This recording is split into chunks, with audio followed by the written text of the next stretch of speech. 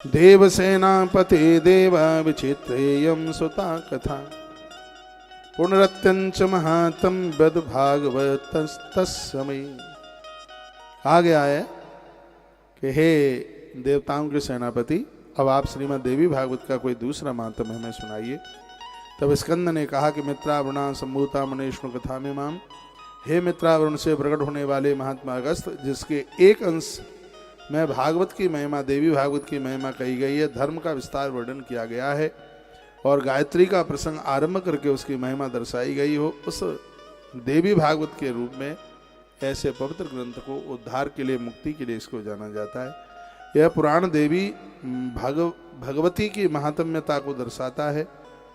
ये परा भगवती ब्रह्मा विष्णु और महेश की आराध्या है। स्वयं विधाता ब्रह्मा, स्वयं भगवान महादेव और विष्णु नित्य माँ भगवती जगदम्बा की पूजा करते हैं।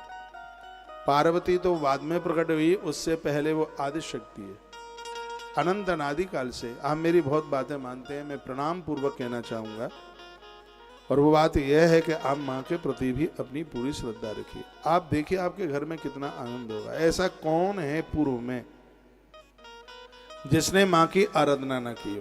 कंस को समाप्त करने के लिए भगवान श्री कृष्ण भी श्री ब्रज में माता कात्यायनी का पूजन करके गए।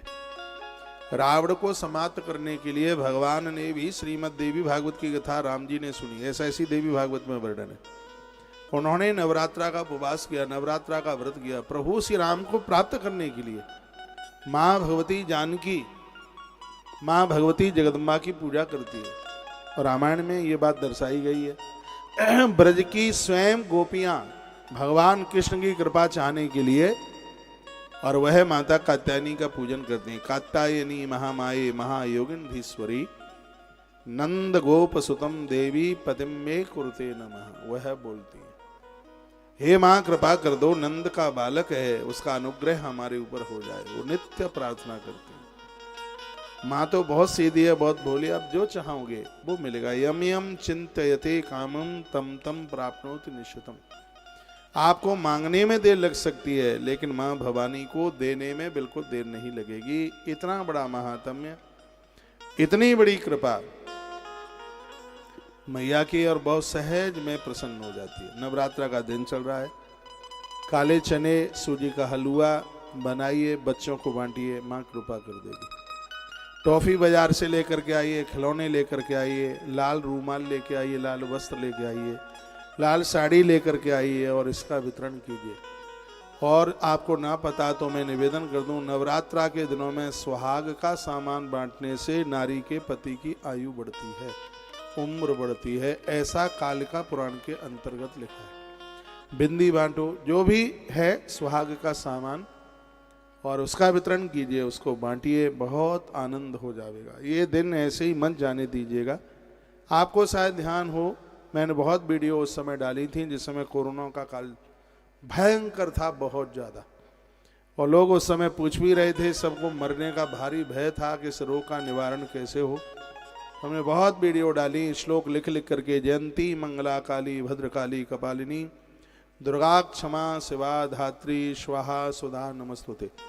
मैंने पूर्व में भी बोला है कि इन भक्तों की रक्षा के लिए ऐसा एक भी दिन था, एक भी दिन नहीं था जिस दिन हमने 108 बार इस श्लोक की माला ना घुमाई हो और इससे सुरक्षा मिली थी।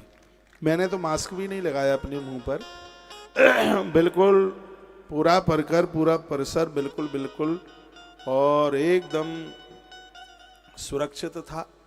सब लोग इसका जप कर रहे थे। जयंती मंगला काली भद्रकाली कपालिनी दुर्गा क्षमा शिवाधात्री स्वाहा सुधा नमस्तुते। ऐसी महामारी को समाप्त करने के लिए, और ये अरगला स्तोत्र का जो ये श्लोक है, ये बड़ा अद्भुत है। अरगला स्तोत्र में है ये, जयंती मंगला काली भद्रकाली कपालिनी दुर्गा क्षमा शिवाधात्री स्वाहा स्वधा नमस्तुते। और मैं कहूँगा, जब भी आप घर से बाहर जाते हैं तो 3 नाम माँ के लेके जाइए। क्या लेना है? महाकाली मैया का प्रणाम करके महाकाली नमः, महालक्ष्मी नमः और महासरस्वती नमः। माँ काली का नाम आप लोगे, उससे आपको सुरक्षा मिलेगी। माँ लक्ष्मी का आप नाम लेंगे, आपका बटुआ खाली नहीं होगा कभी। आपके पास धन की कमी ही नहीं आएगी, आपकी जेब नहीं कटेगी, आपका नुकसान नहीं होगा, आपका पैसा मारा नहीं जाएगा। नहीं तो आप घर के बाहर जाते हैं, बहुत नुकसान हो जाता है, जेब कट जाती है, चैन कट जाती है, बहुत सामान चला जाता है। ये 3 नाम इतने अद्भुत हैं।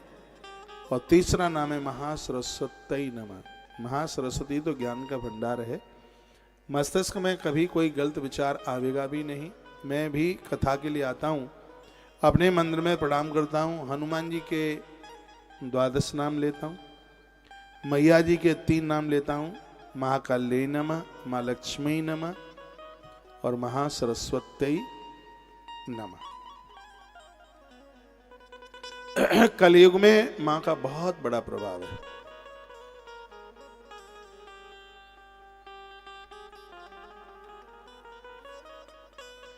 उसी मैया की महिमा का वर्णन किया जा रहा है। ये सुनिए, हम कथा की तरफ बढ़ रहे हैं। यज्ञोपवीत की बड़ी महिमा है। तो महात्मा जी ने जनेऊ संस्कार कराया, यज्ञोपवीत संस्कार कराया, लेकिन बच्चा जितना भी बड़ा हो रहा था उतने ही उसमें दुर्गुण चल करके आ रहे थे। तरुण अवस्था को प्राप्त होने पर उसने किसी मुनिपुत्र की पत्नी का बलपूर्वक हरण कर लिया। और मैं बहुत बार कहता हूँ, बिल्कुल बुरा नहीं मानिएगा, पिता की देख रेख में बच्चे विद्वान हो जाते हैं। वंश की देख रेख में बच्चे, यदि वंश की देख रेख ठीक नहीं हुई तो वो कायर हो जाएंगे। पिता ने देख रेख ठीक से नहीं की तो फिर वो मूर्ख हो जाएंगे। और माता ने यदि बच्चों की देख रेख नहीं की तो वो चरित्रहीन हो जाएंगे। धरती पर जितने भी चरित्रवान लोग ज़्यादा से ज़्यादा हुए हैं, इसमें बहुत बड़ा समर्पण माताओं का रहा है, माँ का रहा है। माँ की देख रेख में ही बच्चे चरित्रहीन होने से बच जाते हैं, यदि माँ का ध्यान पूरा रहे। क्योंकि माँ को बच्चों के बारे में जितनी जानकारी होती है वो किसी और को नहीं होती। बेटी के बारे में, बेटे के बारे में जो जानकारी माँ को है वो और किसी को है ही नहीं। इसमें कोई कथा हमने से महापुराण में गुड़ निधि की कथा सुनाई थी। तो माताओं का बहुत ध्यान जब बच्चों के ऊपर होता है, और ध्यान रखना भी चाहिए। और फिर जब पहले ध्यान होता नहीं है, बच्चे बिगड़ जाते हैं, फिर लगाम इकट्ठी खींचेंगे तो फिर वो बच्चे नहीं आपके काबू में आएंगे। फिर तो वही बात हो गई, कस्तूरी की क्यारी करी केसर की दीनी खाद, पानी दयो गुलाब को तो रही प्याज की प्याज। फिर तो उस प्याज को इत्र के कमरे में रख देना, उसकी दुर्गंध जाने वाली नहीं है। इसलिए पहले से ही बच्चों के ऊपर ध्यान रखिए, कहाँ आते हैं कहाँ जाते हैं। बच्चों को डांटना ये बुरा नहीं है, हम भी डांटते रहते हैं, हम तो कनपटी भी सीख देते हैं जब कभी ये गलती करते। प्रेम भी हमें इनके माई बाप से ज्यादा इनको करते हैं, छाती से लगाते हैं, इतना लाड करते हैं। लेकिन इन्होंने बदमाशी करी तो कभी कनपटी पर उंगली भी छप जाती है, बदमाशी करी तो। क्योंकि हमारे संरक्षण में ये बिगड़ेंगे तो इनके माई बाप से ज्यादा तो फिर कष्ट हमें होगा। पहले तो समझाते हैं, एक आध बार नहीं मानते हैं तो फिर कनपटी पूजी जाती है। तो बच्चों के ऊपर आप ध्यान नहीं देंगे। अब आपका तो एक ही लला है, आप तो ऐसा करेंगे नहीं बिल्कुल। हम तो कहते हैं एडमिशन कराने के लेके आ रहे हो बच्चों को, तो कुछ समय के लिए इनको भूल जाइए। आश्रम से जितने भी बच्चे निकले हैं वो किसी न किसी क्षेत्र में उन्होंने कोई उपलब्धि पाई है। हाँ, कोई कथा कह रहा है, कोई अपना और कुछ कर रहा है, किसी ने दुकान खोली, किसी ने कथा शुरू करी, किसी ने कुछ कुछ कुछ कुछ, सब अपने आप में बिल्कुल सेट। मैं तो आपको निवेदन कर रहा हूं, माँ के ध्यान में बच्चे चरित्रवान बनते हैं, पिता के ध्यान में विद्वान बनते हैं, और वंश के देख रेख में बच्चे बलवान बन जाते हैं। वंश ने देखा है, खानदानियों ने यदि उनको देखा है, बलवान बन जाएंगे, शक्तिमान बन जाएंगे। और अपनी कमजोरी रही तो बच्चे दरिद्र बन जाएंगे। कभी ये सोचना ही मत माता पिता की संपदा मिल जाए, वो तो उनका तो आशीर्वाद है, मिल जाए तो ठीक है, ना मिले तो ठीक है। अपने 20 नाखूनों से मेहनत करके कामयाब होने की कोशिश कीजिए। मुझे कृष्ण बहुत अच्छे लगते हैं, मेरा फेवरेट भगवान है कृष्ण। वृंदावन में रहता हूँ, गोविंद की कथा गाता हूँ। वो मुझे इसलिए, वो बांसुरी बजाते हैं इसलिए नहीं, वो मोर मुकुट रखते हैं इसलिए नहीं, मुझे कृष्ण इसलिए अच्छे लगते हैं क्योंकि कृष्ण ने सब कुछ अपने आप तैयार किया। उन्होंने नंद बाबा का कुछ नहीं लिया, उन्होंने अपने नाना जी का कुछ नहीं लिया। उग्रसेन जी ने तो सब समर्पित कर दिया था और कहा था बेटा मथुरा के अधीश आप बनेंगे, राजा आप बनेंगे। कृष्ण ने कहा नाना जी परंपराएं खत्म हो जाएंगी, हर बेटी का बेटा फिर यही कहेगा कि नाना के यहाँ से सब कुछ हमें मिल जाए। हाँ, वो मुकदमा करेगा, वो लड़ेगा उसके लिए। इसलिए परंपराएं तो यही हैं कि बेटी को लेकिन भगवान श्री कृष्ण ने स्वीकार नहीं किया। ऐसे काम करने वाले पुरुषार्थी बनिए जहां पीने को पानी नहीं, जहां खाने को अन्न नहीं उगता था, ऐसे टापू पर भगवान ने श्री द्वारका बना करके तैयार की थी, जो आज धाम बन गया है, पवित्र स्थान बन गया। भगवान श्री कृष्ण बहुत कर्मशील है, बहुत ज्यादा। आप उनकी गीता पढ़िए, आनंद होता है। आप उनके चैप्टरों को, आप उनके चरित्रों को पढ़िए, बहुत आनंद होता है। कृष्ण निष्कामी है, कर्मशील है भगवान श्री कृष्ण। उन्होंने श्री द्वारका, अद्भुत द्वारका बना के तैयार की। बहुत लोग अपने आप अपने हाथ से ही खड़ा कर जाते हैं, अपने आप। कृष्ण ने ऐसा ही कुछ किया, सब अपने आप ही तैयार किया, सब कुछ अपने आप भगवान कृष्ण ने। द्वारका, अद्भुत द्वारका भी ऐसा धरती पर कोई ऐसा तीर्थ नहीं बन पाया जो निर्माण श्री द्वारका जी का।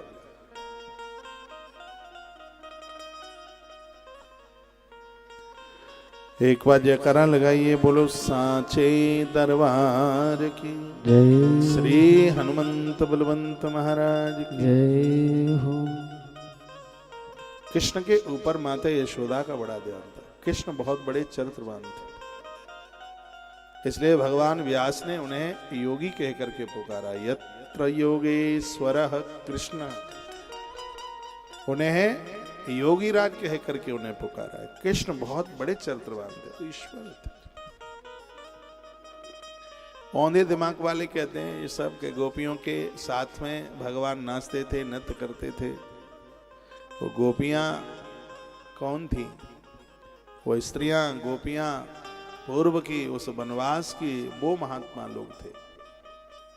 जो एक दिन राम के पास आए और कहने लगे कि स्त्री बनकर आपकी सेवा करना चाहते हैं, हमें स्त्री बना दो। ग्रंथों में तो ये वर्णन के जितने महात्मा थे अपनी देहली पर सब पत्थर बन गए, सब पत्थर बन गए। प्रभु राम निकलते हुए जा रहे थे, उनको लगा कि कुटिया खाली है और पता लगता नहीं सबके दरवाजे पर एक एक पत्थर कैसे रखा। राम आश्चर्य में पड़े थे। उसी समय देवर्षि नारद जी वहां प्रकट हो गए। नारद जी ने कहा सरकार ये पत्थर नहीं तो ये महात्मा ही पत्थर बन गए। कसो काय के लिए? ये चाहते हैं कि जैसे पत्थर की शिला में से अहिल्या बन करके तैयार हो गई, पत्थर की शिला में से स्त्री अहिल्या बनी, ये चाहते हैं कि आपका स्पर्श हो जाए और ये पत्थर में से स्त्री बन जाए, तो ये स्त्री बनकर आपकी सेवा करना चाहते हैं। और वे भगवान ने प्रार्थना करी, सबको पुनः जीवन मिला, सगरे संत खड़े हो गए। और भगवान ने वायदा किया था, राम जी ने, उन्होंने कहा कि मैं आने वाले द्वापर में कृष्ण बन करके आऊंगा और उस समय आप श्री ब्रज मंडल में गोपी बन करके आओगे। ये भगवान ने वायदा किया। गोपियां जब महाराष्ट्र में आई हैं तो उन्होंने एक शब्द कहा है, बड़ा अद्भुत शब्द है, विषयांस तब पाद मूलम। गोपियों को बस इसी शब्द से समझ ले, विषयांस तब पाद मूलम। मैं आपको कोई भागवत की कथा नहीं सुना रहा हूं, एक चरित्र की बात आई है इसलिए एक एग्जाम्पल दे रहा हूं। गोपियों ने कहा भगवान हम आपके दरबार में संपूर्ण विषयों को त्याग करके आए। और मैं बहुत बार कहता हूं, संत के चरण में या भगवंत के चरण में वही रह पाएगा जो कामी नहीं है, जो व्यसनी नहीं है, जिसके पास वासना है। वह इस देहली पर रह ही नहीं सकता। सूर्पणखा आई, टिक पाई क्या? नहीं। यहां तो नियति, यहां तो दृष्टि बहुत बढ़िया होनी चाहिए, बहुत पवित्र होनी चाहिए, नहीं तो वहां टिक नहीं पाएगा। उसकी दुर्गति हो जाएगी, समाप्त हो जाएगा, किसी काम का नहीं रहेगा। इस जगह पर भी हम पवित्र न जी पाए तो पवित्रता के लिए कहाँ जगह बचेगी। आंखों को मत बिगाड़ो, इन आंखों से अच्छी सी तस्वीरें देखो। ये मोबाइल बहुत कुछ बिगाड़ने में लगा है तो ये कुछ बनाता भी है। हाँ, उसमें सब तरह की फोटो आती है। अपना नजरिया कैसा है, और मैं कहूंगा बिल्कुल बुरा ना मानिएगा, यदि कोई पुरुष बिना वस्त्र की स्त्री को देख ले तो दिन में उसने 1000 गायों का भी गोदान किया होगा तो पुण्य उसका क्षीण हो जाएगा, समाप्त हो जाएगा। तालियां तो आप मत बजाना, मुझे कोई फर्क नहीं पड़ता। और यही बात स्त्री के लिए, इसलिए जो पहले की जो मर्यादाएं थी, गणेश जी की उत्पत्ति, मैया जी ने, मैया स्नान करने के लिए जा रही थी, पति और पत्नी का कितना अंतरंगता होती है, लेकिन हमारे ग्रंथ कहते हैं कि स्नान के समय पर पति भी अपनी पत्नी को विवस्त्र बिना कपड़ों के नहीं देख सकता। मैया स्नान करने के लिए जा रही थी, इतने में महादेव आ गए। विजया नाम की सखी बैठी थी, उन्होंने कहा माँ कम से कम एक बेटा हो तो कम से कम कोई रोक तो सकता है कि अंदर कोई ना आवे। शंकर जी आए थे, कोई और नहीं था। और उसी समय भगवान गणेश का प्राकट्य उसी समय हुआ है। ये हमारी मान मर्यादाएं ये जंदी बनी रहें तो ज्यादा ठीक है। बड़ी मुश्किल से मनुष्य शरीर मिला है, ये भोगी नहीं है। ना हम देहो देह भाजाम न लोके, ये मनुष्य जो जीवन है वो भोगों के लिए नहीं है, कुकर्मी बनने के लिए नहीं है। इससे साधना करो। पूज्य श्री डोंगरे जी महाराज धरती पर पैदा हुए हैं, प्रकट हुए हैं, जिन्होंने जिंदे जी अभी ज्यादा नहीं 34 साल पुरानी बात मैं उनकी बता रहा हूं। भगवान जिस समय वो गोपी गीत का पाठ करते थे, भगवान ऐसे सामने प्रकट होते थे जैसे हम और आप बैठे। तो अभी नई सी बात है।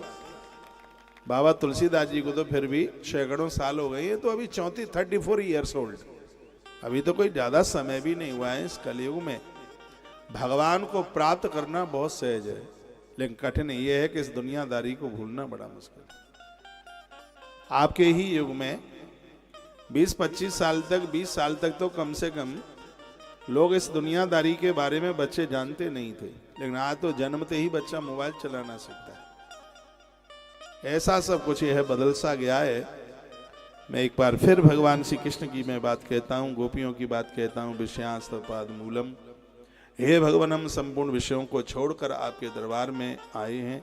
चाहे संत के यहाँ, गुरु के यहाँ, भगवान के यहाँ, वही टिक पावेगा जो निर्मूल वासना से होगा, जिसके चरित्र में खुशबू होगी, जिसके चरित्र में सुगंधी होगी। यदि गुरु बिगड़ा है तो वहां सब बिगड़ा डिपार्टमेंट पूरा तैयार हो जाए। यदि उस गुरु के पास वास्तविकता है तो ऐसे लोगों को फटकने नहीं देगा अपने पास। सच में जिसे गुरु कहा जाता है, गुरु का अर्थ ही है जो शिष्यों का गौरव बढ़ा दे, वही तो गुरु है। और किसी ने कहा रे तेरा गुरु कैसा है भाई, चरित्रहीन है। हम उसको मिलने को गए थे और हमें कुदृष्टि से देख रहा था, उसकी आंख में वासना थी। चेले का तो मरना उसी समय हो गया था। अलौकिक संबंध है, गुरु और शिष्य का संबंध अलौकिक है। जिसके चरित्र में से खुशबू आती है, सुगंधी आती है।